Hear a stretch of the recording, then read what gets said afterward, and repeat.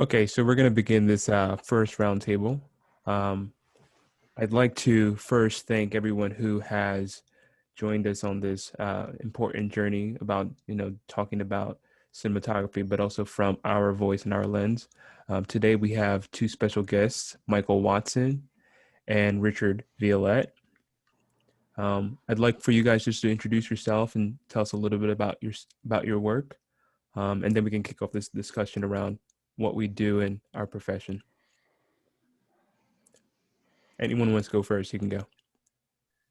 Okay. Hi, my name is Michael Watson. I'm a director of photography.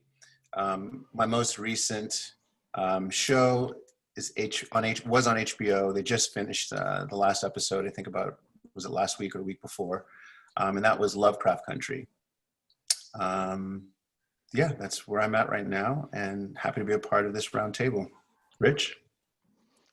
Hey everybody, my name is Richard Vialet. I'm also a director of photography. I I recently shot the TV series P-Valley on Stars. It also recently ended, and yeah, I'm also happy to be a part of this as well. This is cool, the first one. Yeah. Yeah, this is amazing. So, as both of our guests have kind of shared with us, Richard just wrapped his show P Valley, and Michael Watson of Lovecraft Country.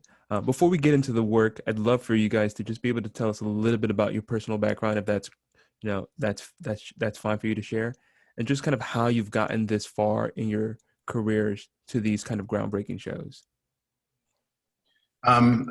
So for myself, I mean, I started in the camera department. I actually don't particularly have a formal degree in filmmaking. My pursuit was usually, or had been for a long time, in photography. And as I kind of looked into the world of photography, I found it more and more competitive and challenging to get into the industry, to become a working photographer. So I decided to kind of pursue another route, which was to get into a camera rental house. At the time, I was living in South Florida, Miami in particular. And I put out a bunch of applications to a bunch of camera rental houses, and I finally heard back from one of them. I went for the interview, was pretty much hired on the spot. What I didn't know is that the rental house that I was just hired at was a motion picture camera rental house. So it was a completely different journey for me at that point, but it was a job, and it was, in the visual arts. So I decided to go with it.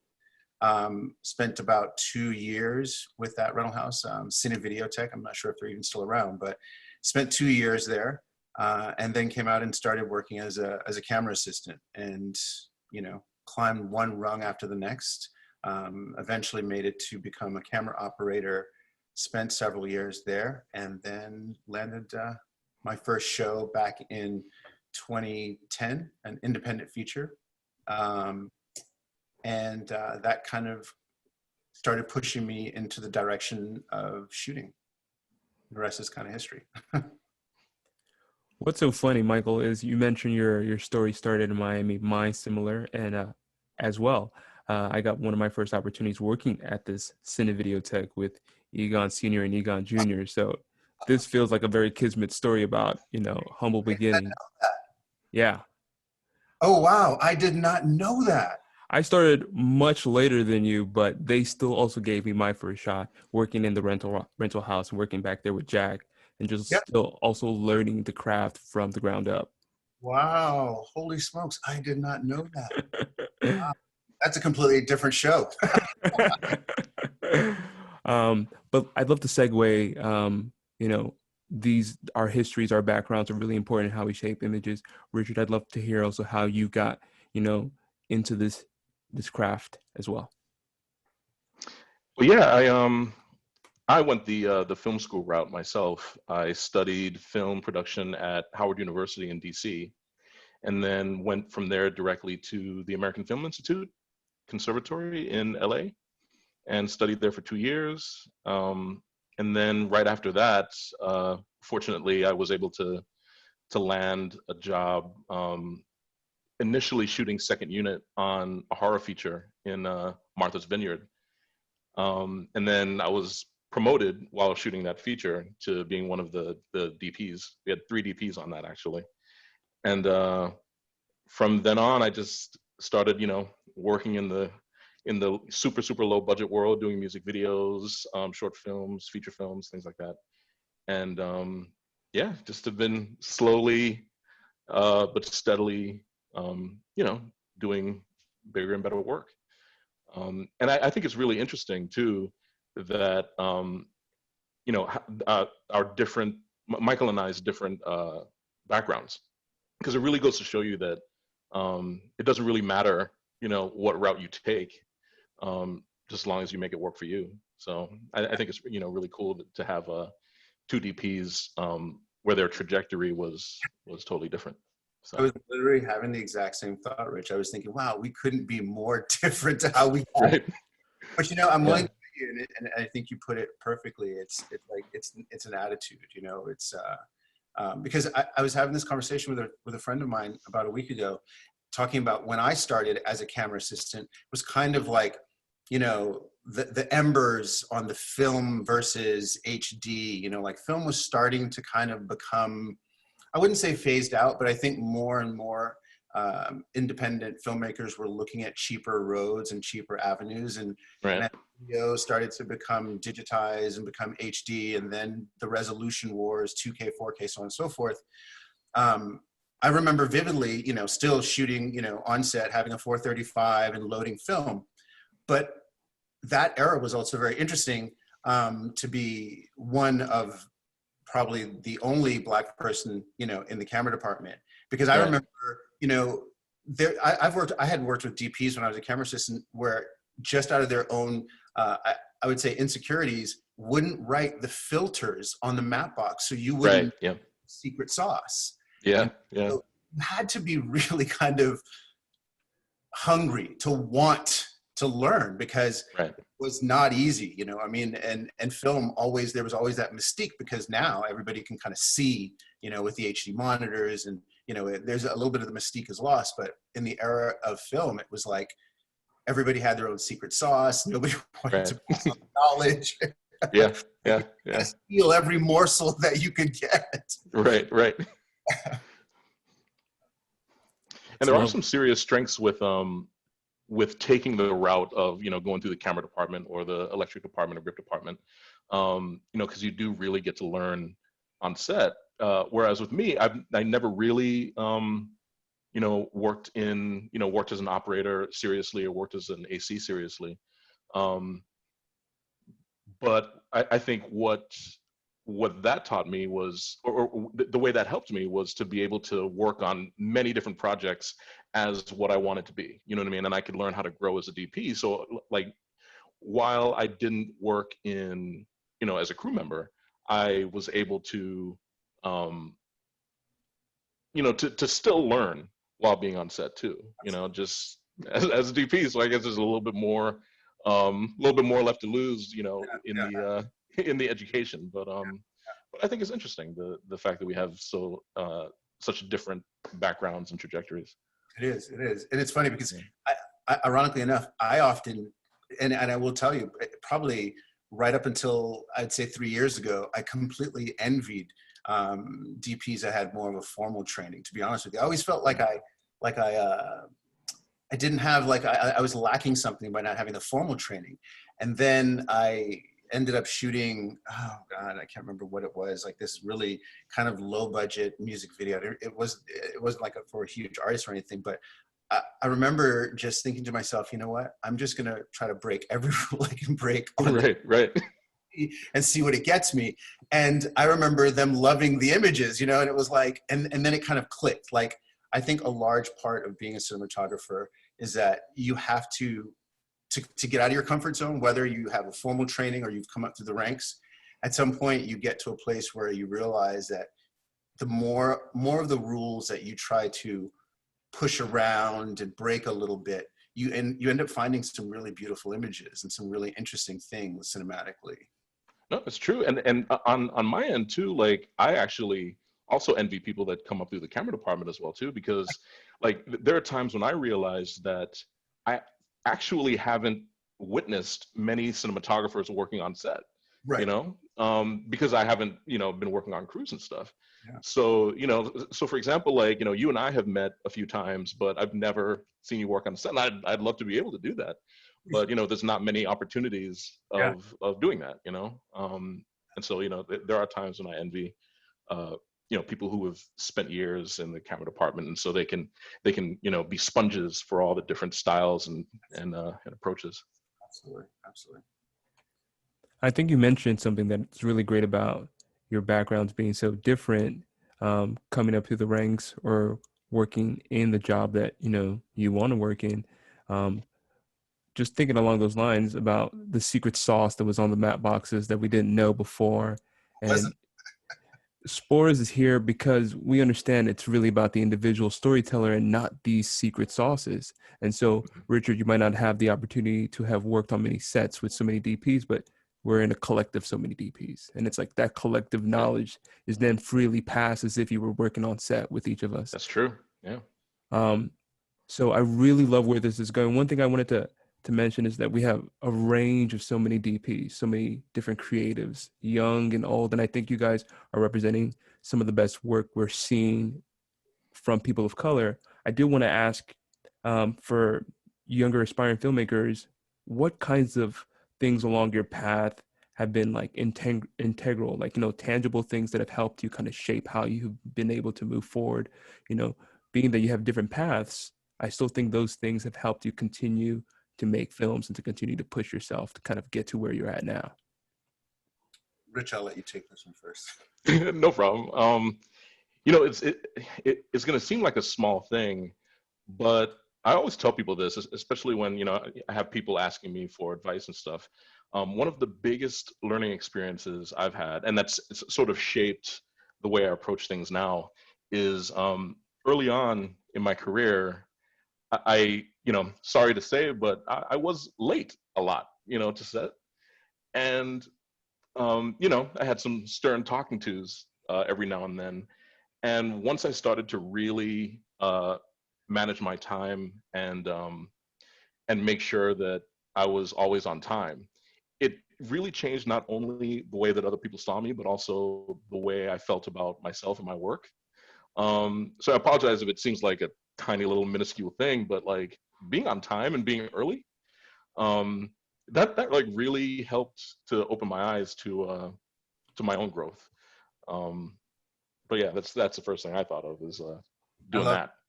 I love that. It's funny. I was a camera assistant on a David Fincher show, and David once said, "On time is late." Yeah. No, very, very true. My entire perspective with time. Yeah. On time, you're late on his shows. So, but yeah. it is a way of thinking in the industry also. But to get back to the question, I think for myself, whenever somebody asks me, a younger filmmaker or cinematographer asks me about, advice on how to move forward, I always feel that right now is an incredibly exciting time to be a young cinematographer because of the technology that's accessible to you. Like when I was growing up, or coming up, not growing up, but coming up as a camera assistant, I mean, you basically either shot film or you either had access to 35 millimeter film or 60 millimeter film. HD cameras really weren't kind of a big thing. There was VHS and what have you. So, there were some film programs that if they didn't have access to film cameras, they had, VHS and what have you. But you either were in a program or you just didn't have the access. Especially where I grew up. I'm American by birth, but I ended up growing up in the Cayman Islands, and there was just not a lot of, access to something like film stock or, HD cameras until I came back to the stateside. And then, so my point being though, is that, like literally you can shoot 4K yeah, your iPhone. With different lenses. With different lenses. Like, holy cow, like literally. So I tell young filmmakers the technology is so accessible now. You pretty much have no excuse as a young aspiring DP to not practice on a day-to-day basis with just your iPhone, just trying different lighting setups, you know, like take a household lamp and point it at a white wall and throw up a sheet in a different direction and kind of, you know, play with shaping your light. And you can look at your results by just using your iPhone. Yeah. So I think right now it is really interesting to be a young aspiring cinematographer. There's definitely lots of tools to your disposal. Yeah. I love those two answers. Definitely technologies on the side of younger filmmakers, but on the practical end of things, time management is always still the DP's, you know, best friend. If you're really good with your time, you can get a lot of these ideas out. And if Oh, if yeah. you And I'll say this too, like it it was even it affected my getting jobs even directly too. So for example, I decided that whenever I went to an interview, I would be there at least 15 minutes early. And not so it seemed like, oh yeah, I'll always get there early, but in order to have some sense of control over the interview. So, you know, like let's say I'm meeting with someone at a Starbucks or something like that for an independent film. And, you know, they want to interview me as a DP. I would get there early so that I can decide where we're going to sit. I can decide my back is going to be to this wall. I can even order something for myself and I'll just be chilling. Person will come in and they'll have to sit where where I'm sitting. You know what I mean? And there's like a subtle thing that happens, you know, doing that versus coming in right on time and having to look around and see where the person is and, you know, having to sit down and get yourself settled and all that stuff. You're a little flustered, you know? And it really helped my confidence. And, you know, I feel like I was able to really nail a few interviews just doing that. You know, something as simple as just getting there 15 minutes early can make a big difference.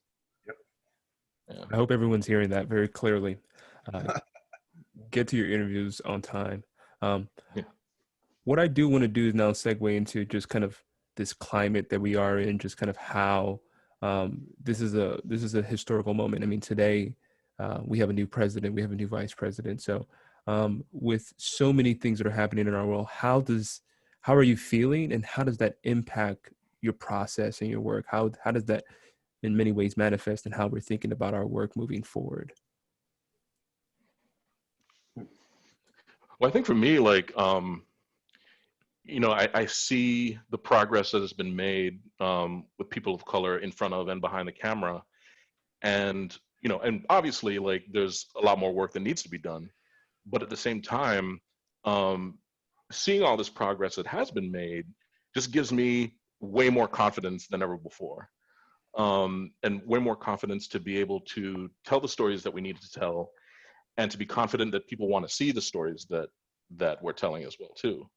Um, and I think just I can tell it within myself, you know, just speaking for myself, that it just gives me way much more confidence now. And you know, especially with organizations like ours, just being able to see the talent that I never, you know, would have been that familiar with if I was just sitting in my own little bubble. You know, seeing the talent from all around the world on our Slack group and stuff like that is just super inspiring. You know. And I hope that other people feel the same way too. So, Yeah, I agree with you, Rich. I agree that it is absolutely inspiring seeing how the positive circumstances have been evolving out of what I've seen as so much negativity in the past, you know, 8 months in this country. But yeah, I really am not great with discussing political topics, to be honest with you. I kind of yeah, it's hard. Sure. but I do feel that there's still a lot of work to be done, and that we shouldn't get too, I don't know, comfortable. I still think that there is a lot of work that has to be done moving forward. Totally. Absolutely. Um, what I'd love to then now talk about is your individual shows and just kind of how you got to this point. Michael, you with Lovecraft Country, and what I'd love to ask first is, when you first read the script, like what did you think about it, and how did you process um, taking on this role and actually kind of bringing your aesthetic and also your ability to kind of see some of these images and bring them to life? Absolutely. So there were, Lovecraft, for those of you who have not seen the show as of yet, it's a television show, 10 episodes. So there were actually 10 scripts. And the pilot script for Lovecraft, they had actually shot, they being HBO, had already shot the pilot roughly 3 years earlier. But there were some issues with the pilot, and I don't think they fully knew how to develop the content. And then along came Misha Green, and she basically was attached to the project and started the development of the project into the show that we know now. So there were 9 scripts in total, and 2 through 10, I think I read all 9 scripts probably within the first 2.5 days of having them. I was so engaged. And everything that you see in the show is in the script. So the writing was phenomenal. And that is the key, Some of my greatest work, I think, comes from great writing. It's I don't know. I tend to lean into the scripts. So yeah, and the writing had me. I was hooked. Wow. Yeah. Richard, I'm going to ask you the same question about, getting the scripts for P-Valley. Like, what stood out to you? Kind of how did you think about the narrative, and how were you going to bring, a sense of visual character to the project? Yeah. I had had an interesting history with the scripts for P-Valley.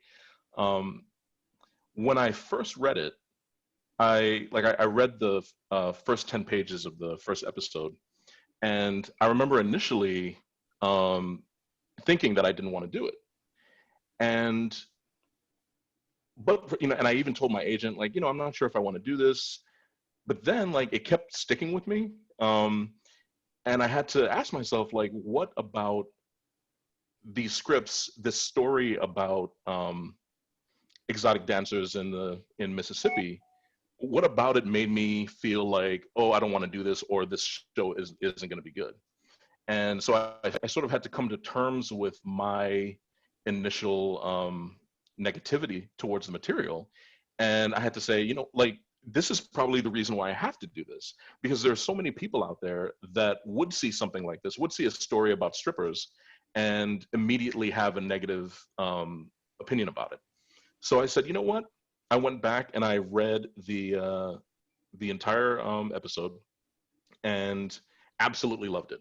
And what hit me with it was the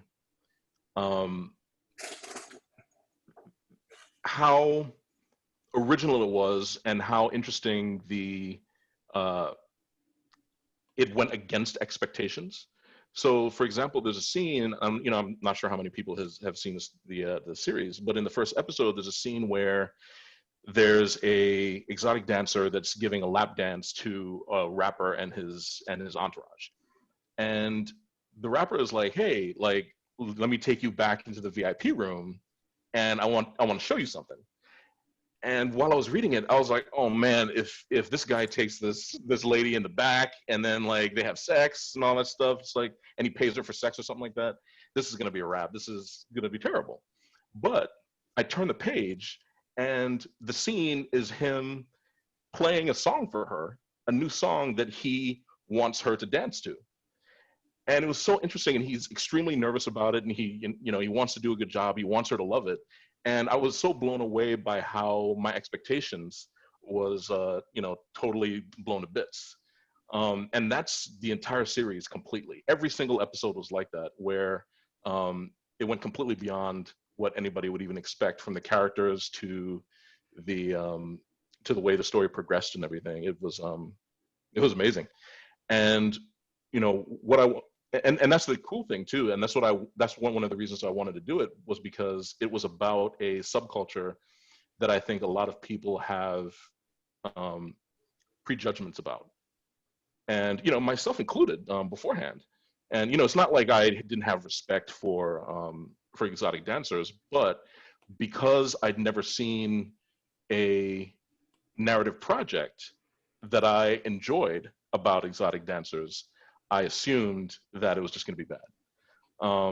And so, you know, and I think that's where a lot of,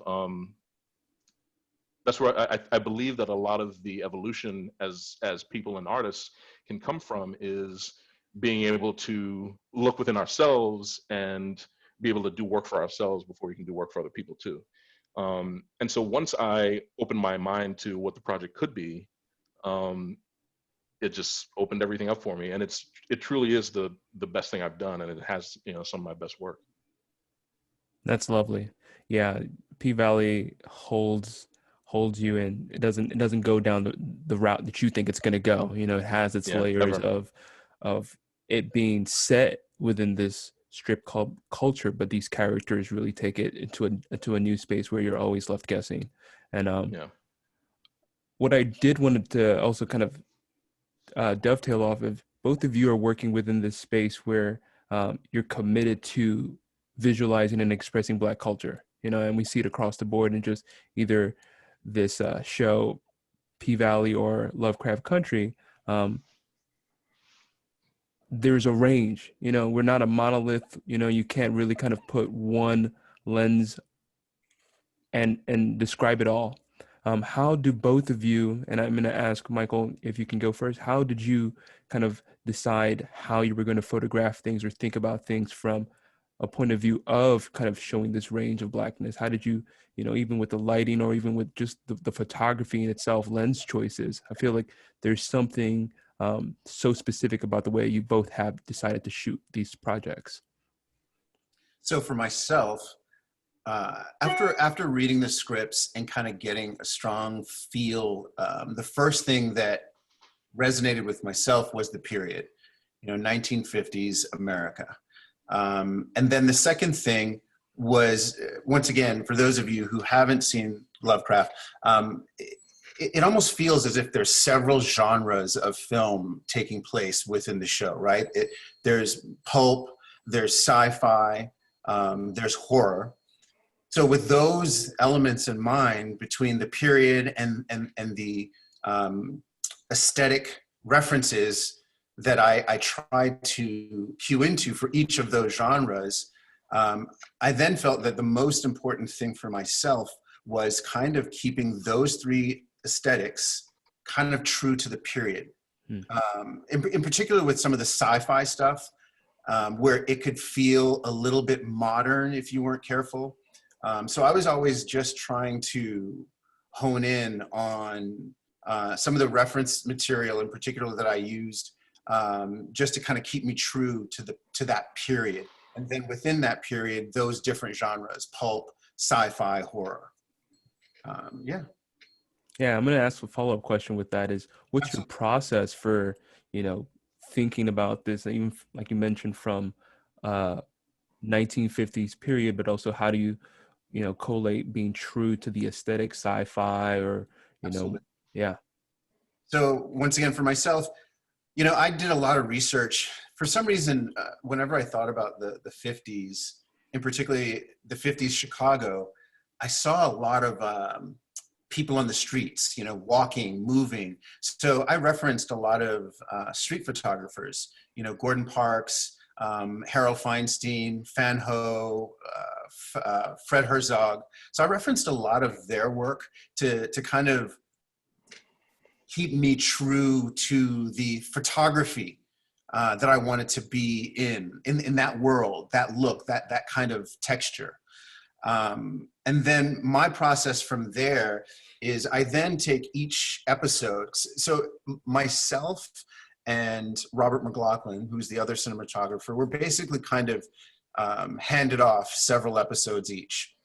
So once I have kind of received the episodes that I'm going to be attached to, I then take each episode and I break it down and create my own lookbook for myself and my gaffer to kind of share information that I want him to be aware of going into each episode.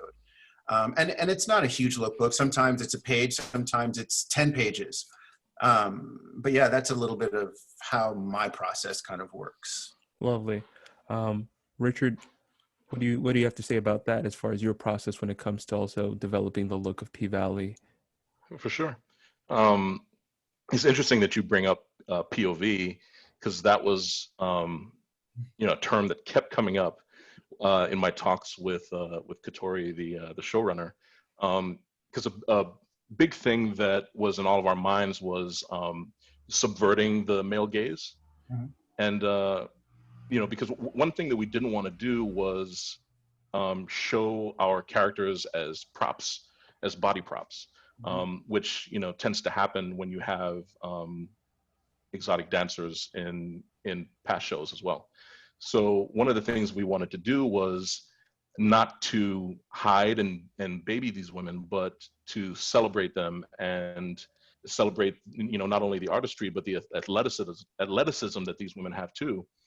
And so, and being that I'm a man, I needed to take extra steps to just make sure that my camera, my gaze wasn't leering and was more, focused on the body as a tool uh, for their job and their art.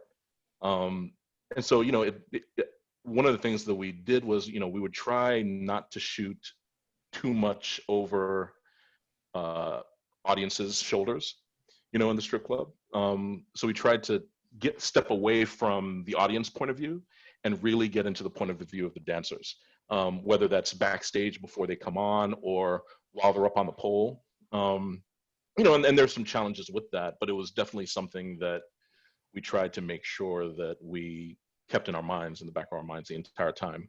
But at the same time, because the show is bold, one of the things that I brought up to Katori when I was first interviewing was to make sure that we didn't go the complete opposite direction and hide what was happening.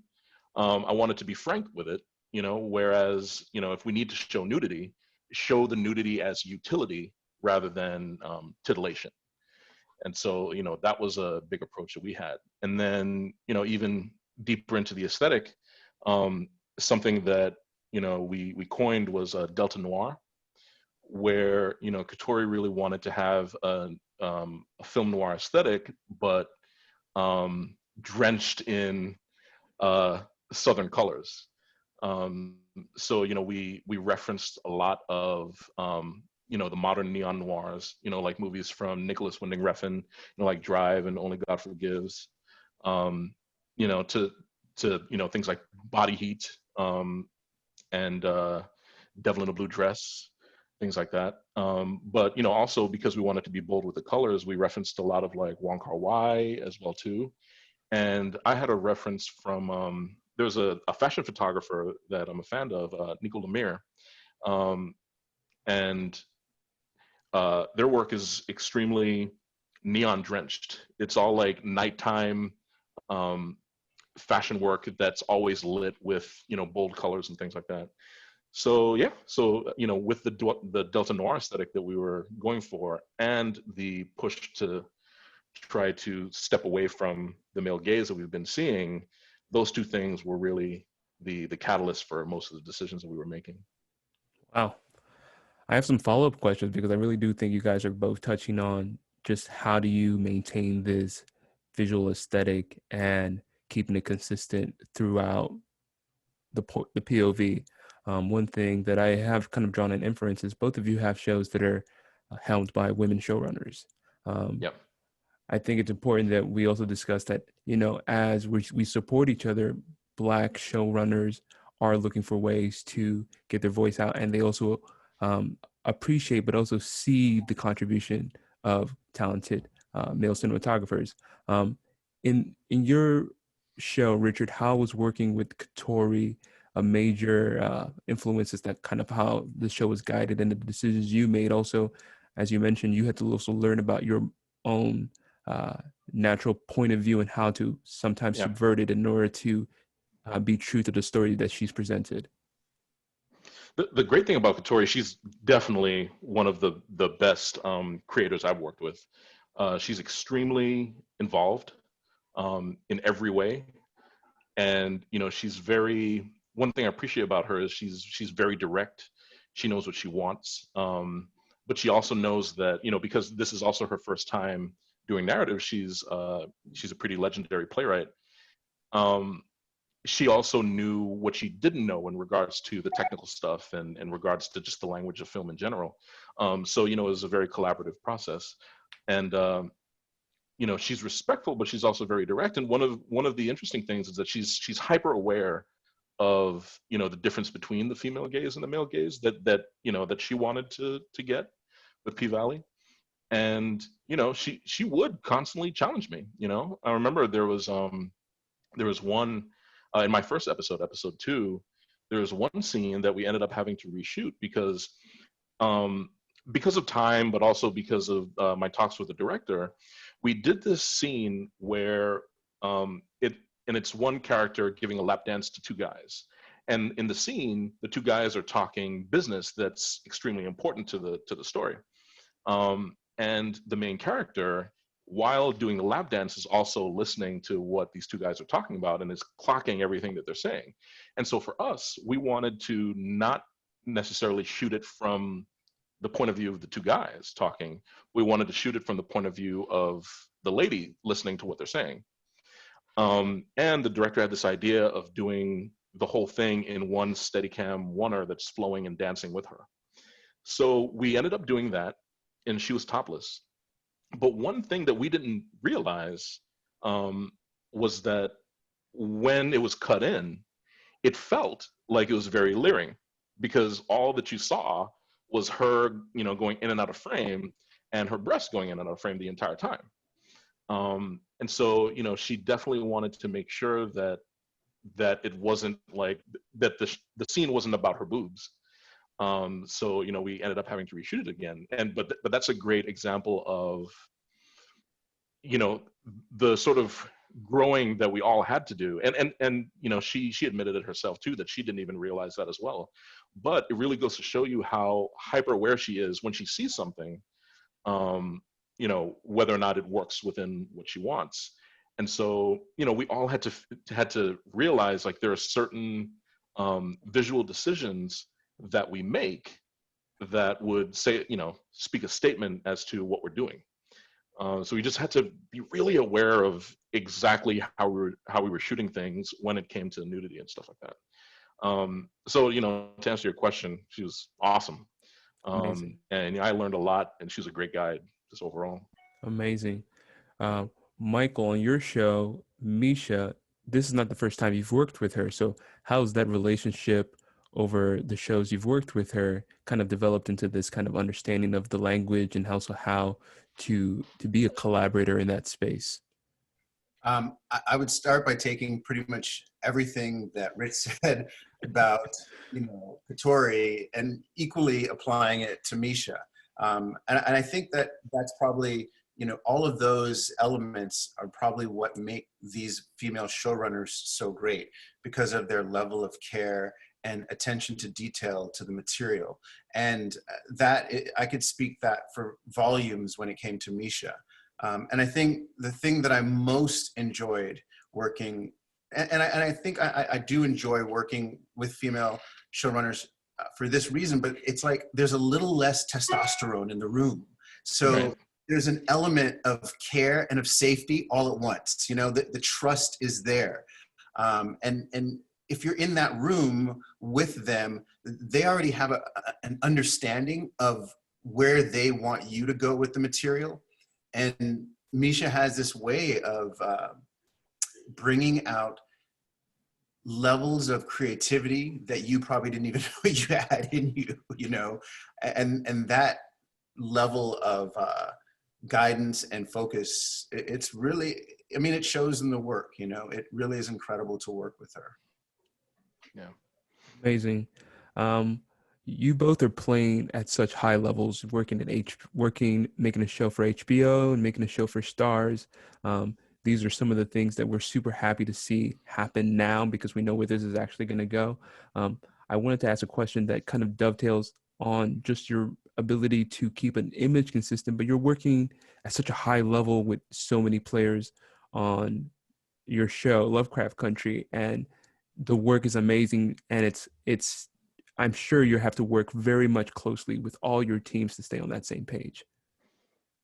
Absolutely, absolutely. I mean, a show like Lovecraft, where there are, as I mentioned, elements of visual effect. Rich and I talked briefly earlier about some of the elements of practical effects. The sets, enormous, gorgeous, beautifully designed sets. All of these elements that come together are driven by teams of people. And the departments and the department heads kind of all drill down on the material in a way that we're all kind of in each other's head by the end of some of these tone meetings and reference meetings and what have you. So there is a massive collaborative process, and a lot of communication goes into making sure that we're all just in the same world of the material. Yeah, it's definitely important to make sure that everyone is on the same page, because there's just so many departments and and they all have their things that they need to get done, but it's really important to just make sure that everyone's on the same page, because once one person is not on the same page, everything falls apart. If I want a cold monochromatic look for one scene, and the costume designer for some reason wants someone in a bright red shirt, that's going to completely ruin the entire effect. And I always say that 80% of good cinematography is great production design and great wardrobe. And so just making sure, it's super important to just collaborate and with the other departments, and to make sure that happens. And then on just to slightly change the subject, but still on that topic, is the collaboration with the other cinematographer as well too, because I know that Michael had to collaborate with Rob McLaughlin, and I rotated with the great Nancy Schreiber, ASC, and I was on board maybe a week after Nancy came on board, and so we prepped the entire thing. There was no pilot; it was just made to order. And so fortunately I was able to just be a part of the creation of the look from the ground up, with Nancy, with Katori, and with Karina, the director for the first episode. So it's really just making sure that her and I were both on the same page in regards to the approach, because it would just be a complete mess if we weren't. And obviously we both have different styles and different approaches for certain things that we want to do, just to make sure that the essence and the language is similar. I think is really important. Fantastic. What I'd love to also now just kind of touch on is just the creation of these shows. You've mentioned so many important Black showrunners, directors that are part of shaping the show. Part of our mission in Sporas is to advocate for diverse storytellers in front of the camera and behind the camera. And our role as cinematographers is really in that space that we have a lot of control as to who is working with us. What I'd love to ask is, how have you been able to, in your shows, be able to develop that spirit of also passing things on to your gaffers, your first ACs, and how important it is for us to be part of the process from the top to the bottom, not just in front of the camera or not just the cinematographer, but how do you decide to work with your crews or find your crews? How does that work in your particular shows? I think that it's, and you just touched on this too, Moby, is that it's super important to make sure that the crew and the entire crew body that's telling these stories is representative of what the story is supposed to be, but also representative of our world now. Because I think it would have been a complete disservice if this, the story of my show, Vialet, was told by a group of white men. Our crew was probably like 65% women, and probably the same percentage of people of color as well too. And there was a sense of not only passion, but also of knowledge and relatability when it came to telling the story that I don't think would have been there if it was any different. And so, when Nancy and I were hiring for our crew, we, made it a point, to be as inclusive as possible, but more specifically to have as many women as we possibly could. And, not only did that help with the way that we approached the story as well, but it also helped with just the comfort and, for the people in front of the camera to know that they're being taken care of. Not that, that, men in the camera department couldn't take care of them, but just the fact that we at least recognized what we needed to do and took the effort. And so I think that just by doing that, it just gave everyone a comfort and a respect to be able to tell the story the way that it needs to be told. Yeah, I think you said it perfectly, Rich. And I think for me, it's almost like psychological, right? Like there's a certain sense of safety, when I feel that the people who I'm surrounded with for a minimum of 12 hours a day feel familiar. I understand them. They understand me. And there's a reasoning within that. So it's a safety thing. I feel, I don't know, it kind of transcends words. I think it's just this thing. But the thing that I find the most challenging, and this might be segueing into a completely different question, however, is, for example, Rich, where was P-Valley? Was that shot in? That was shot in Atlanta. Atlanta. So with 65% of a crew made up predominantly of women, I'm sure if I came into town with another show that wanted to do that exact same thing, it would probably be very challenging. Right. And by that, I mean, you'd be surprised how often, I'm definitely not as surprised, but I've run into not so much a lack of the desire, but a lack of the employees to fill the position. Yes. And I think what we should be predominantly focusing on are programs that, can fill that void, right? Like programs that involve paid internships, mentorships, and what have you. Because, I mean, I'm about to crew up a show right now, and you can't find it. It's tough. Yeah. And as you pointed out earlier, the level that Rich and myself have attained now within our careers, it's a tightrope walk also, because I want to hire the best focus puller, not just the correct focus puller, and there's a reason for that, because every time you shoot a take, that's time. If you have to repeat that take because of focus, that's time. And when you're on a television schedule, believe me, 12 hours moves pretty fast through the day. So I think that the dialogue at some point, when we talk about how we fill these positions with the different personnel, is how do we keep growing the community of the personnel so that we can hire them?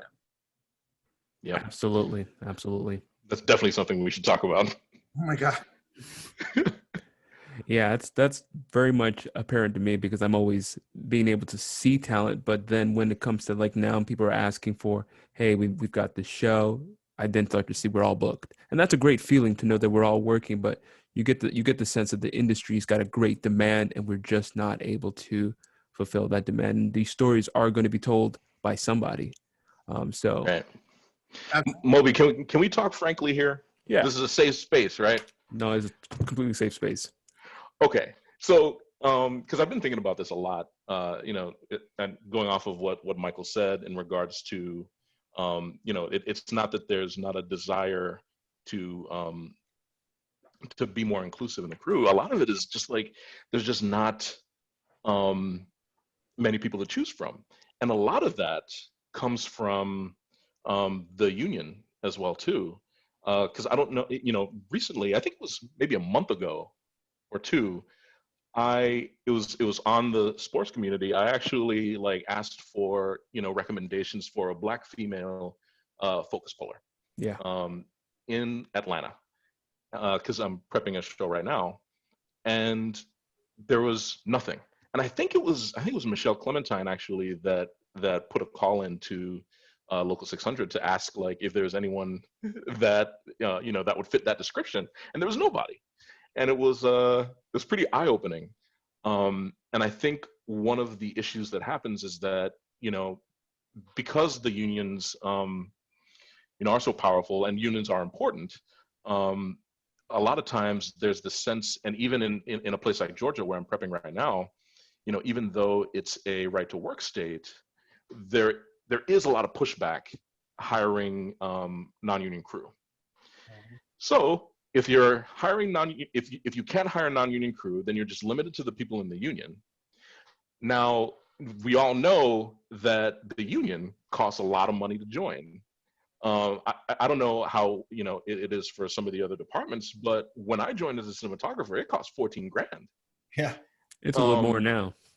See, it might even be a little, and it's probably just going to keep growing. Yeah. So with that obviously we all know that's obviously going to disproportionately favor people with means. And also, with some of the organizations out there too, there's a sense of bringing in people that are familiar. Yeah. And if you're bringing in people that are familiar, you're bringing in people that might look like you. Exactly. Yeah. And so there's a cycle that happens, and a cycle that we need to break somehow, So, and I think like, maybe one of the things that needs to happen is the union needs to take a good look at itself and needs to start, putting up programs that, might help out people with less means, or even not even do that, but maybe have, and I heard that this is something that might be happening, is making it so that crews can or must hire at least one or two people that are not in the union. And I think that could go far in terms of opening it up to people that want to be in the union but don't have the experience and things like that. I think that could go pretty far. So, just ultimately, I just think it needs to be easier to be able to get on these types of sets. It needs to be easier for me to say, hey, this person's really, really talented, and I really want them on the crew. How can I get them on the crew? So I think, there's certain conversations that need to come from that. For sure. I definitely think it's also making sure that we as cinematographers, and Michael mentioned, you're playing at a very high level, but to still keep that present in mind that, we can have that much power. But yeah, it does become a conversation with those who are making it very difficult to influence what our sets look like long term. And we're having to crew up very quickly. So it's always dance between finding the best person and also kind of being present about the best persons out there. We just need to also help bridge that gap. Yeah. Yeah. And you actually just touched on something, and I run into that more often than not, and that is the best person available right now. Yeah. Right. Like Rich might have all of the, female camera department personnel tied up for 2 months. I don't have the luxury of waiting that long. Yeah. Yeah, exactly. Yeah.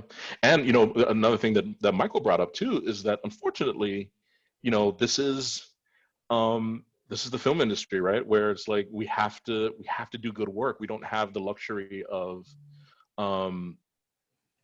training your A focus puller on the job. So, at the same time, it's like, we need people that can do the job. So it's finding that balance between trying to actively, find people that are underrepresented for the jobs versus finding people that are the best for the jobs. And I think that's where things like training programs and internships and shadowing can help. And I try to do that as much as I can myself. So, yeah.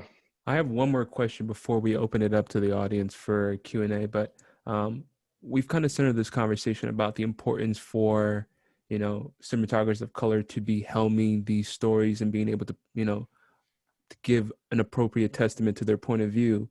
But do you also feel like within that same push for Black narratives you're also being pigeonholed for these stories, and as far as being able to kind of get afforded the same opportunity to be centered in these stories, but hey, I'd love to shoot James Bond as well. You know, do you feel like this push is also segmenting us in a bubble? It's a really good question. It is a good question. It might be too early to Yeah. tell. I mean, look, personally speaking, I haven't yet felt that become an issue. You know, so yeah, speaking from my own personal experience, that hasn't become a thing yet. You know. Great. Yeah, it's definitely become a thing for me. I've felt it a lot, and you know, and here's the thing, like the way, you know, a lot of times the way the film industry works is, you know, people like labels and people like familiarity, right? So, you know, like when I first started out, a lot of my first features were comedies, and I just kept doing a lot of comedies. Then after that, I started doing a lot of like B movies for the Sci-Fi Channel. So everything was like horror or sci-fi that I was doing. And then once I started working with Tyler Perry, everything it seemed like people started to, you know, pigeonhole me into you know, what many people call the urban content. And yeah, and you know, I feel like, you know, I definitely have felt that tendency. Um, and I've been struggling myself to try to figure out what that means and how to get past that. I don't have an easy answer for that, but it's definitely something that I actively, you know, I've spoken with my agent about it earlier in the year, and yeah, that's. But you know, they can only do so much Sure. because, you know, a lot of the jobs that I get are from people who, you know, from referrals and stuff like that. So if you know, I did a show for BT called The Quad, and the producers of that show brought me on to do American Soul for BET. So a lot of times, you know, that's how it works as well too. Is that sometimes it's just a natural thing to just fall into. So you know, I've been finding the need to branch out as more as you know, as much as possible. Where it's, you know, trying to network a little bit more, open up my network a little bit more, and to figure out how to, you know, make those transitions. So. That's lovely.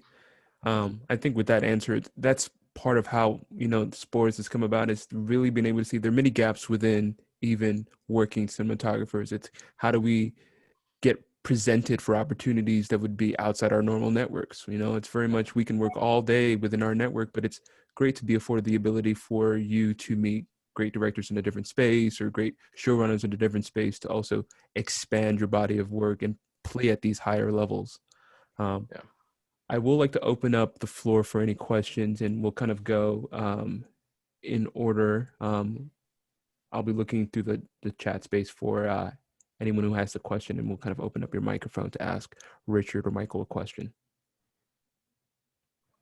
You know, and to go back to what Rich was saying, you know, right up to P-Valley, I've seen some of Rich's stuff, and his work is phenomenal on every level. So I think what I'm bringing forward in that is saying that you'd be surprised also who sees your work, regardless of what level it's at, and sees something in that work that they feel can be brought to their project. You know, I think more often than not, that's how I've kind of made different jumps between, you know, racial genres, for lack of a better term.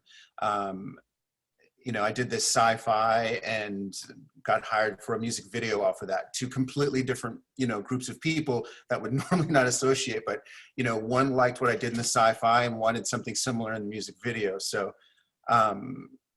yeah, I you know.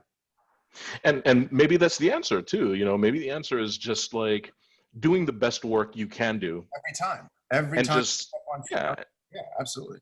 and just letting the chips fall as they may, you know, just doing the best work no matter what genre you're in, and just, you know, letting it go. Amazing answer.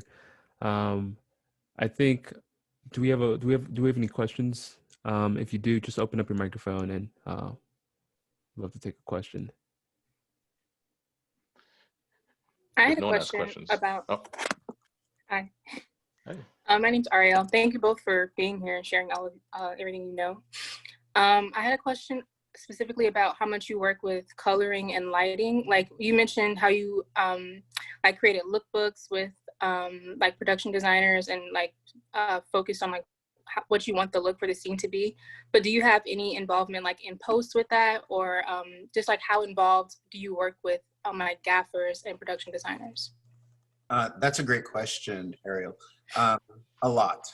You know, right from the very beginning, the production designer and myself on pretty much any show that I take, and in particular with Lovecraft, where myself and the other DP kind of wanted to approach that show from a very naturalistic perspective. And whenever we lit a scene, we wanted the light to be relatively soft and almost unaware of where it was coming from, unless you saw the practical in the room to kind of motivate that direction. So production design, my practicals technician, he's basically the technician that I speak to almost on a day-to-day basis when I'm on a show like that, about color temperatures of light bulbs and in different rooms, the color temperature of those rooms being driven by the practicals that are in those rooms, and then take a big leap forward to post. And you know, I'm sure Rich can attest this also. I mean, because P-Valley, the color is amazing on P-Valley. I love what you did. Thanks, man.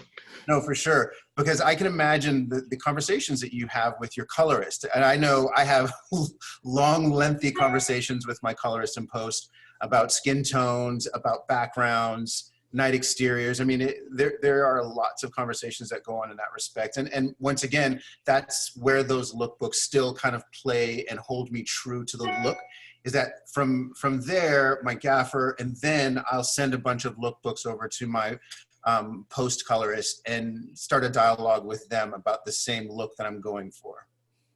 Okay.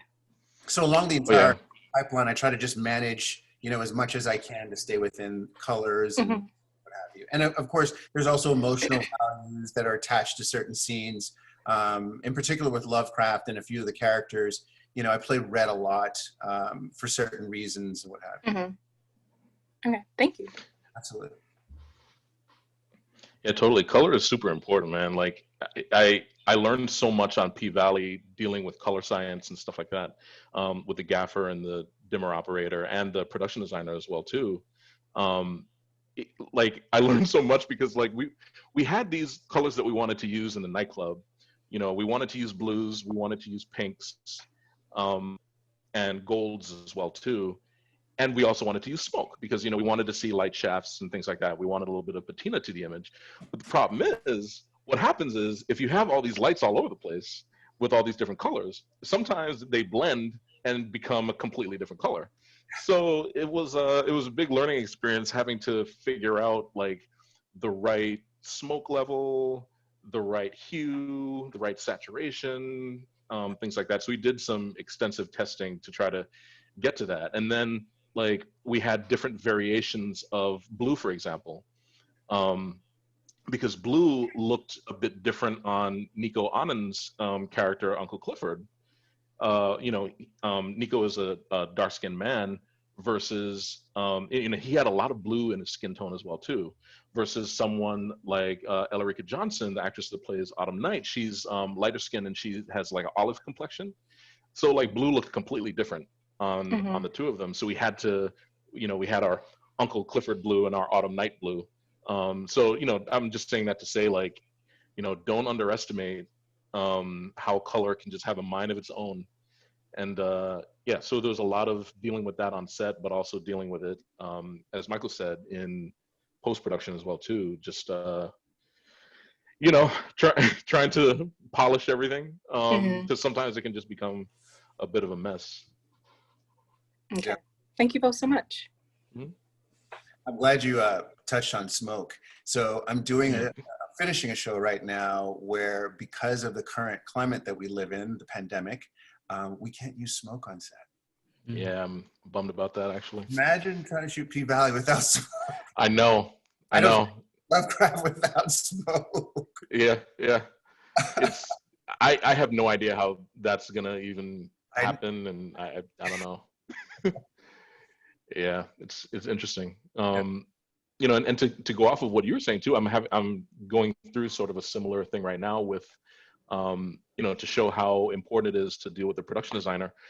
Um, I don't officially start my prep on my show until like 2 weeks from now, but I already have a standing call with our production designer to just talk to them to try to jump in as quick as possible to work in like dealing with practicals on set and everything, because you know we have a location that is a very like high tech science lab, and so I've been trying to plan out how to approach that with the production designer even before I officially start. So it's super important to deal with the production designer.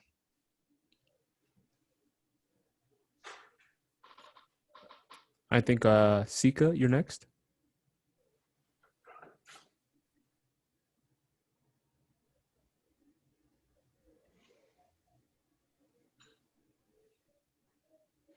Let's see if that.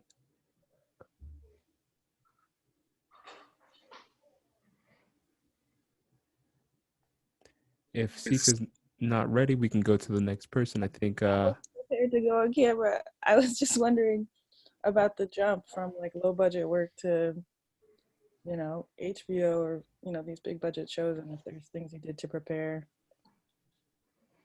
or if there's a big, I mean, there must be a big difference. I'm just curious how you prepare for that. Michael, you want to take that? Absolutely, absolutely.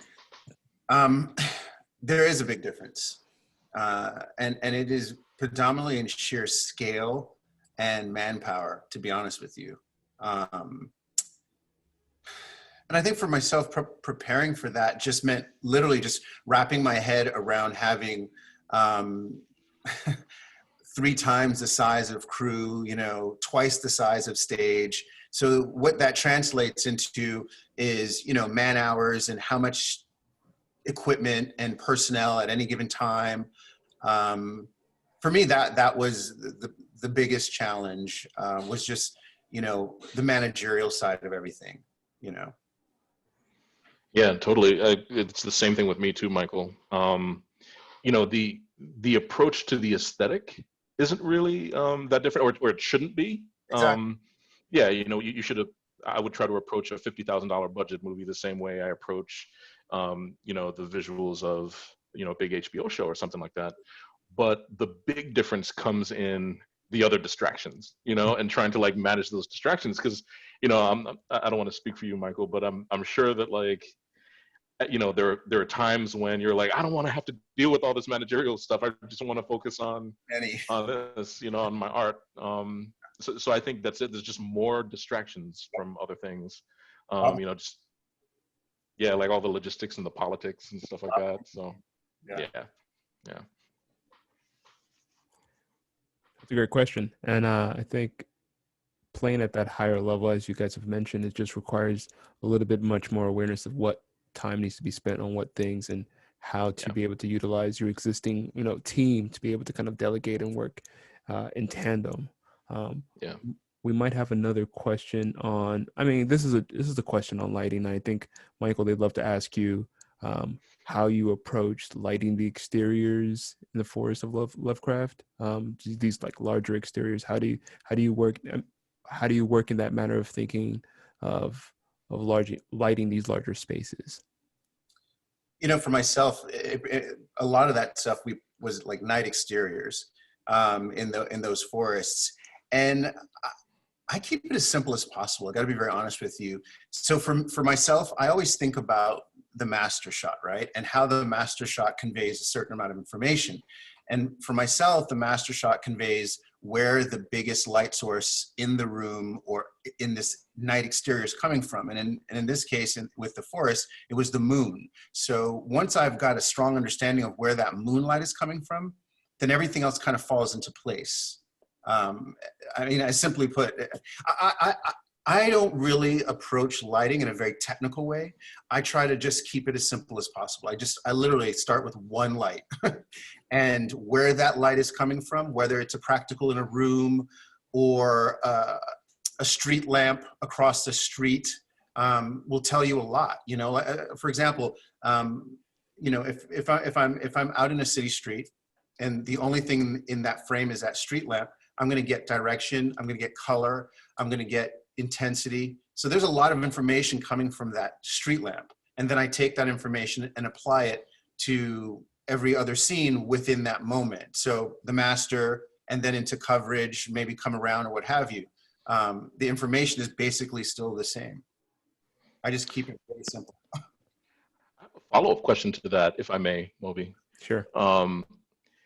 Because yeah, that just reminded me of something when they were asking about exteriors. And by the way, I also approach it the exact same way you do in regards to working on the master shot and working from there, and just letting the environment dictate what's going to happen with a little bit of expression added to it as well too.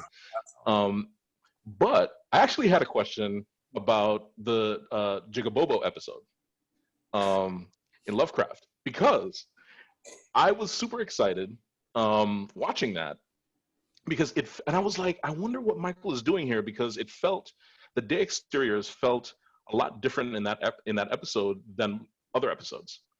And it actually felt a little similar to what Ernest Dickerson was doing in Do the Right Thing, where it felt a lot hotter and a lot more sweaty than normal. And I was wondering, like, is he using like a little bit more extra fill, to get like reflectivity off the sweat and stuff like that? So I just wanted to know, like, was there like a different approach? So the biggest difference to that particular scene, that episode, is that those scenes were actually shot in Chicago. So that's the really okay. Change.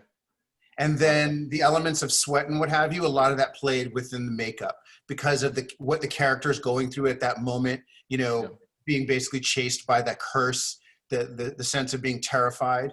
But yeah, honestly, not much really changed other than the location itself. Gotcha. Okay. Yeah. Okay, cool. And you'd be surprised how big of a difference that actually, I mean, obviously, right? Right. Yeah.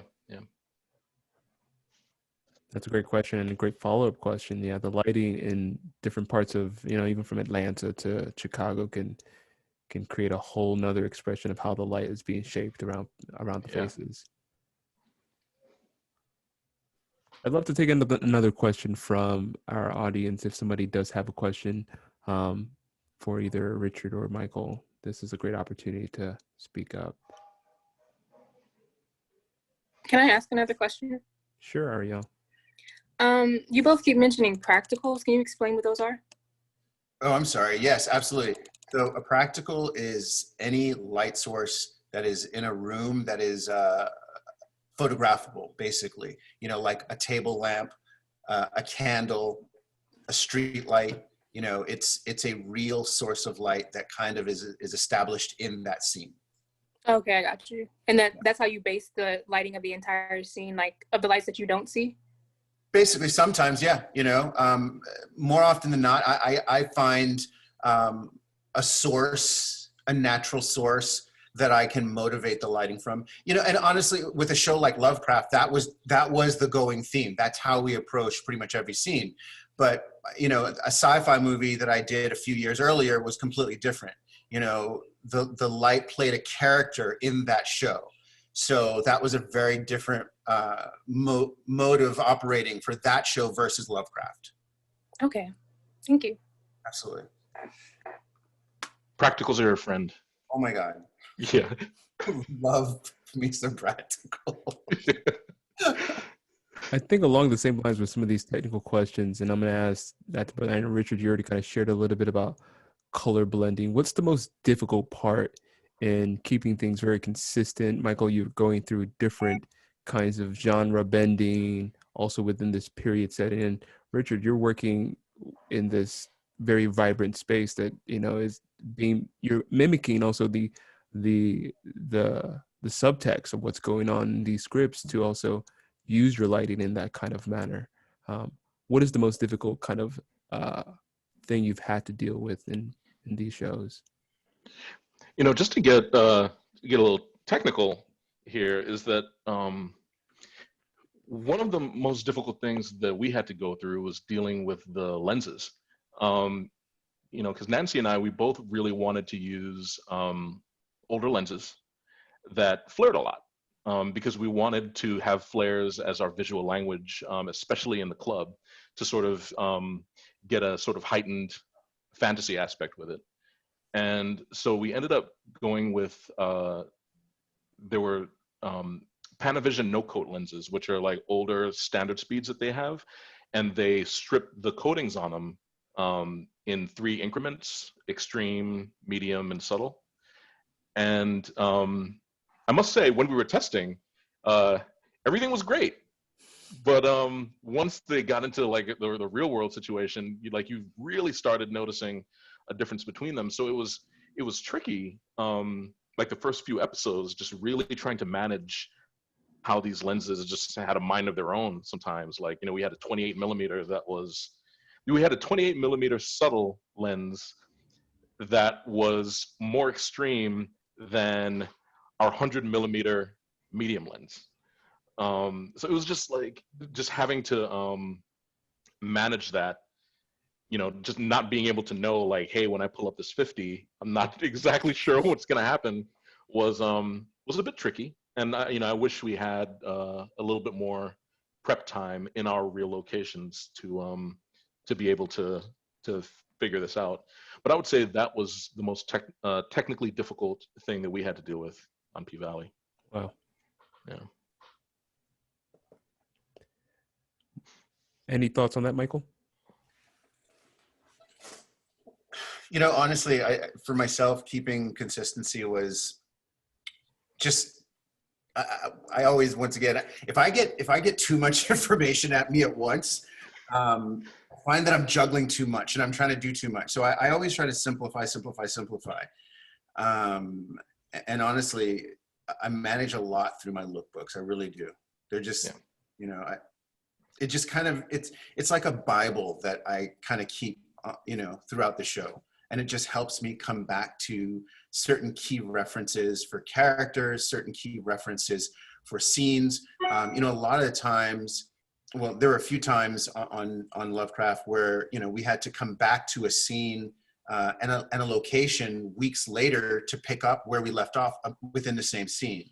So in scenarios like that, once again, my lookbooks kind of help me. Oh, that's right. I had that over there, this color temperature here. This is where I keyed. So just stuff like that, honestly, I just keep it simple, not really techie in that respect. Yeah. Within that same question, how do you, I guess, keep things consistent with your other director of photography that's working the show with you? Oh, that's a great question. Kind of the same way, I think, and this is the 3rd show I've done where it's been multiple cinematographers, or at least 2 cinematographers. And honestly, we both approach our own episodes with our own, I wouldn't say style, maybe our own workflow of lighting. But because the material and the way this particular television show is designed, there's a certain level of continuity from the pilot to the finale. So just to stay true to the material and not make our own shows, we kind of agreed going into it that we would approach the lighting in a certain way.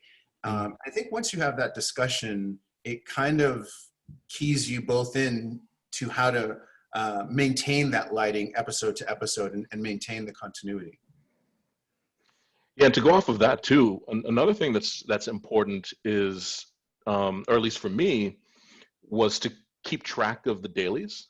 Mm-hmm. Yep.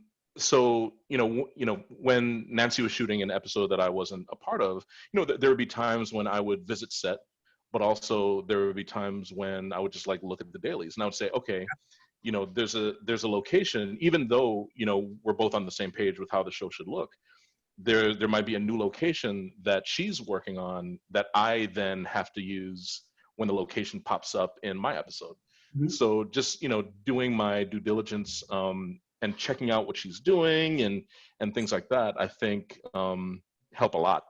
Yeah. So yeah, for example, there was a scene where there's a new small little location in the club that Nancy was shooting, and she had a practical that had a green bulb in it, and that's sort of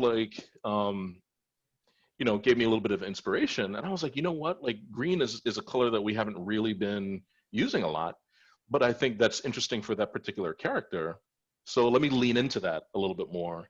And, in my episodes, I keyed a lot more with, from that green practical.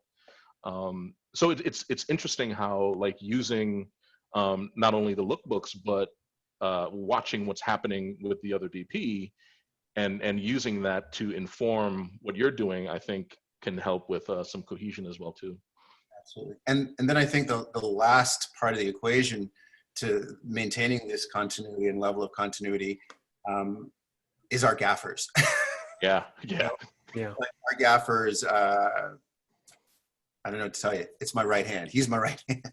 Right. So, and the gaffer is also that link between the two different cinematographers, because it's normally only one gaffer on the show. Yeah. So, we have the looks that we want and the way we want to light, and our gaffers basically ensure us that we have the equipment to do what we want to do once there. Yeah. I don't think we have any other questions. I think these are some great answers about the technical I got a process. question. I got a Natalie. question. Amazing. Oh, okay. Thank you. First of all, thanks to all of you. This is such an amazing conversation. I wanted to ask Michael, but I'd love to hear from Richard as well about how your experiences as Black men inform how you shoot any given scene, especially when you're dealing with Black subject matter. And I'll give you an example from Lovecraft, which is in the first episode when Letty and Tick and Uncle George are trying to get out of Devon County, right? And it's a sundown county.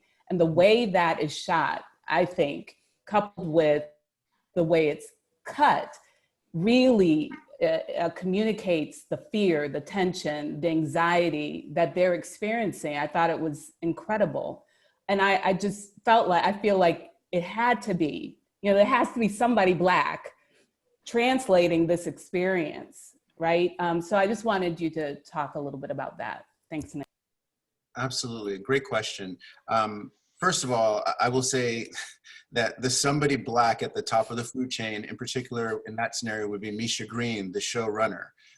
She, once again, has so much input. But where we come into play as cinematographers, in particular Black cinematographers, is there's a strong understanding, and for myself, a strong understanding of what a specific lens and what a certain style of lighting is going to do to convey a certain level of emotion within a character. So those are the choices that I find are incredibly important when dealing with material like this for myself. Yeah, definitely. I completely agree with everything that Michael is saying, is that it definitely starts from the top. For my show, Katori, it's Katori's baby. She spent 10 years researching it. And what I wanted to bring to it too, because, as people of color, we're such a diverse group of people, from many different backgrounds and things like that. But one thing that we mostly have in common is, the misunderstanding and the prejudgments that others have on us. And, I've gone through that, through things myself too, where people look at me and they assume a certain thing. And one of the things one of my missions for the show that I was doing was that I wanted to shoot in a more empathetic lens, when portraying someone like our character, Uncle Clifford, who's non-gender conforming, and non-binary. There's a misunderstanding that I think and a prejudgment that a lot of people have for people like that. And what I wanted to do was just to show the three-dimensionality of a character like that, as well as, the women in the club and the way people see and look at strippers in the media. One of the things I wanted to do was, the same way that people look at them, or the same way that people look at me and judge me a certain way, I didn't want that to happen to to the characters in the show. So, you know, I wanted to use, you know, my choice of focal lengths and my choice of angles and my choice of lighting to be able to show them as three-dimensionally as possible. You know, one of my favorite characters on the show is this character who's a aspiring rapper. You know, he has gold teeth and tattoos and everything, and you believe that he's or people would believe that he's one thing, but he's something completely different. And yeah, I just wanted to, you know, to portray him as being a well-rounded individual rather than what people would just see is, you know, like, you know, this like trap rapper, you know, that's not very talented, and he's anything but. And you know, that's one of the things that I wanted to do, and use my background as a Black man to be able to illustrate that. That's a lovely answer. I definitely think that's something that I find to be important as you know, stewards of the Black image, is that we understand these characters. You've seen these characters. They're not necessarily reflected in each of us, but we hold them to be part of this canon, this voice, this community. And so it's important that as we are put in these roles to visualize who they are, we try to make them as much as three-dimensional and well-rounded as possible. And I think that level of empathy is something that I do see in both of your stories. I think from the research you do, the lookbooks that you create, it is that level of like, how can I further expand what you see in these characters? So that's a Yeah, great like answer. actually, like I want to talk about Michael's work for a little bit, because you know, dude, your work is fabulous on the show. And two of my favorite episodes are the Strange Case episode with Ruby and the Meet Me in Daegu episode as well too. And I think that there's something, and you can't really find the words for it, but there's something that's so magical about the way that you shot Ruby, the Ruby character, and the way that you shot the I forgot her name. Is it Gia? Mm-hmm. Gia, right? From me at Daegu. The way you shot her too. There's something so sympathetic about it, and especially with what they were going through at the time. And I think that's a really interesting example of going beyond what's on the page and going beyond what the dialogue is saying, and saying it with lighting and subtle changes and, you know, subtle choices in lenses and angles and distance to the camera and stuff like that. I think it's beautiful. So I think it's a really good example of a cinematographer using his or her sensitivity to portray a story. Thank you very much, Rich.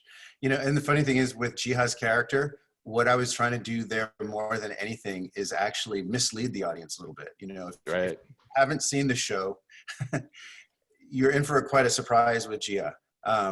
You know, she's definitely not what she seems to be on the outside, but what she is on the inside is also quite conflicted also. So yeah, it was a little bit of a deception going on there. So yeah. I think we have a question from, is it Frank? You gotta. Yeah. Hello. Can you hear me? Yeah, we can. Okay. First of all, thanks everybody for so much knowledge. I'm sorry to get a little bit more technical. I found myself like a month ago from shooting my second TV show back in Senegal. Congrats. And thank you very much. And there's a word that keeps coming, is like, we're on the budget, we're on the budget, we're on the budget. We got 7 pages to do every day, we're on the budget, we're on the budget. And I happen to have a lot of night exteriors. It's a rural environment, hence the question. And I was wondering if you guys maybe have some knowledge how to, I don't know. There's a lot of forest, obviously. And I was like wondering if you have like any tips, anything that can help me achieve the visual I want to achieve with such a big environment at night with dark-skinned people. Yeah, that's pretty much my question. It's very technical, but yeah. Like Michael said, keep it simple. Keep it as simple as possible. Yeah, I mean, you know, and maybe that's one of those scenarios where you are kind of pushing the envelope, right? And you're breaking some rules. So maybe it's like a really, really big backlight and a lot of silhouettes. You know what I mean? I think sometimes I've been in that scenario where you have to make a choice. And when you make that choice, it's your aesthetic choice, right? So maybe you have to feel a little bit uncomfortable, like in your stomach. You should be a little bit nervous about making that choice. You should literally be going, oh my God, I'm going to be fired. You know, like literally, if you're that scared, you're probably in the right place, you know, aesthetically. I mean, you can't, you know, you can't do garbage, right? You know, you understand, right? So aesthetically, if you are scared to be there aesthetically, then you might be in the right place. Okay. And quick follow-up. And I know that's a technical answer, but you know, okay, so if you want to turn that into a technical answer for like a big, you know, night exterior, maybe, like I said, it's just a moon, and then you concentrate on your coverage, you know, and then maybe your coverage is, you know, a big soft source. So it's still, you know, maybe you still can get away with just one light. You know what I mean? Once again, it's about pushing the envelope of money versus time versus aesthetic. Yeah. It's the age-old battle. It is. It is. Michael brought up a really good point, actually, is using your limitations to make it a strength. Yeah. You know, and he's right. Like maybe it is something like you'd be surprised how much you can do with just one light. You know, maybe it's like getting you know, because if you don't have money for, you know, a lift or something like that, just getting a tall stand, you know, having a big light up there for the moon and just silhouetting everything. You know, like that could be, even though you're limited with the amount of stuff that you have, like that could truly, you know, become something like really expressive. Or maybe it's something, because I've done something like this one time that I actually think worked very well, which was in a forest, you know, for my wide shot, I hid single tube Kino flows behind each tree in that shot to light up the trees behind, which silhouetted everything. You know, so just like trying to come up with creative, interesting ways, because sometimes, like contrary to popular belief, having a lot of money and resources and stuff like that, it'll just end up being bad, you know. Yeah, like it'll end up being overlit, which has happened to me before. I've been like, man, I wish I just turned off half of those lights that I turned on. So, yeah. If you mind me, like a quick follow-up, and also I wanted to ask if you have like what are your take on working, because these shows are made, because this is my second one, and the way they work is like they usually have one DPs and several directors, and where you were talking earlier about continuity, and when you have like directors that have they're on the same show but they still have a very distinctive style that they express, like how can you finesse the conversation to ensure that, you know, you kind of keep it consistent? That's a tough one. Yeah. That's a tough one. And I'll tell you why that's tough.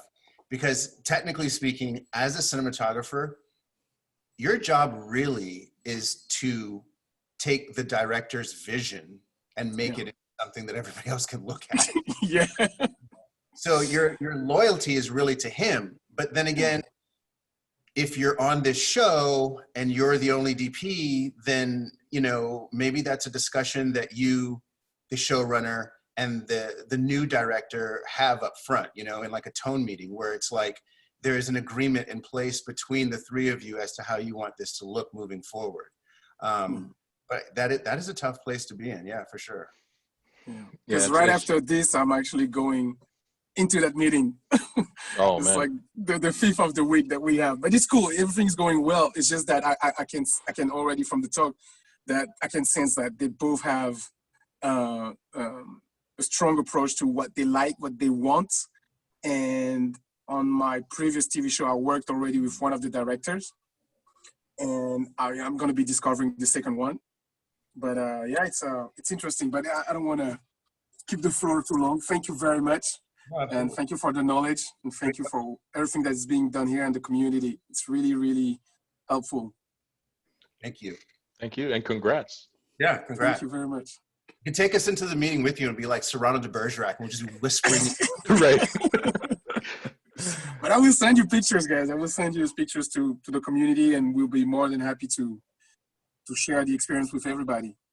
Amazing. Congrats again. Thank Sure. you.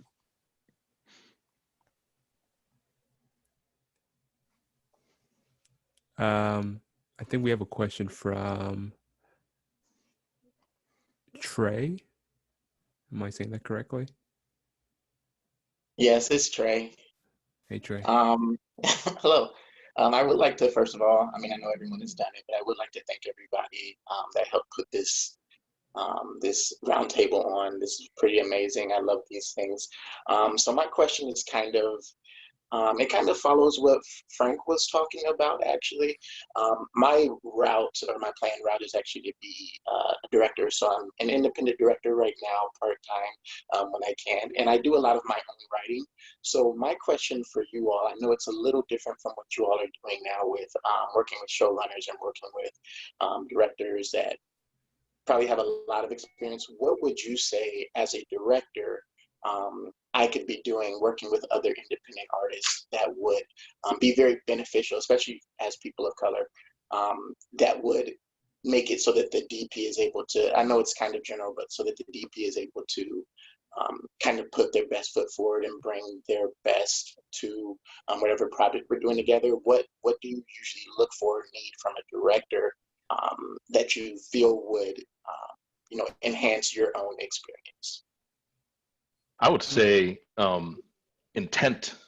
Like one of the things that becomes frustrating with like anytime I've been frustrated with a director, it's been because there's an indecisiveness that happens. And so I would say just having an intent, because that's really the job of a director, right? To have a vision and to know how to communicate that vision. Like it's really frustrating sometimes when a director is like, oh yeah, put on a long lens and let's shoot this a little tighter. And I'm like, well, why though? Like it feels like, the performance seems to me like we're seeing it better, from here up. Why do we need to go here? Because I feel like, the closest shot that you have of a person's face is probably going to be the most important thing. So if you're trying to communicate that that's the most important thing, like why are we doing that? And it's always frustrating to hear that it's just like, oh, it's just what, I just want to get tighter. And I feel like, just having a reason for doing things, and I want to feel like a shot is designed, and has an intent. And I think that is probably the most important thing that I like to see from a director. I'll tell you this, that I started working with Tyler Perry a few years ago. And one of the interesting things about him is that one of the things that I learned the most working with him is being decisive. Because he is probably the most decisive person I've ever met, where if he has an idea, he's like, this is going to be the idea, this is what we're going to do, and that's what it is. And I may not completely agree with that idea all the time, but I appreciate that he has the confidence to follow through on an idea. And it's something interesting that Michael's brought up before is, if you don't feel just a little bit nervous about the decision that you're making, maybe it's not as strong as it needs to be, and I think that, being nervous, but also being confident and trusting yourself that, that what you're doing is going to be right for what you want, I think is really important too. So I think that's the strongest thing that a director can have, is just decisiveness. Yeah. Thank you. And I'll add to that by saying that decisiveness probably comes out of being prepared. Yeah, exactly. I can tell you, it's really hard on a director of photography to do his best work in a 12-hour day. And I'm speaking predominantly about television, but I'm sure feature films probably suffer the same issue with if there's a lack of preparedness at the top. But you have to realize in television already, you have to at times make compromises. It's just, it's kind of the arena that you play in. You just hope that that compromise can be resolved later on down the road, maybe in your DI or what have you. But then if you are, tied to a director for an episode who's not prepared and does his best work preparing on set the day of the shoot, that leaves you very little time to light.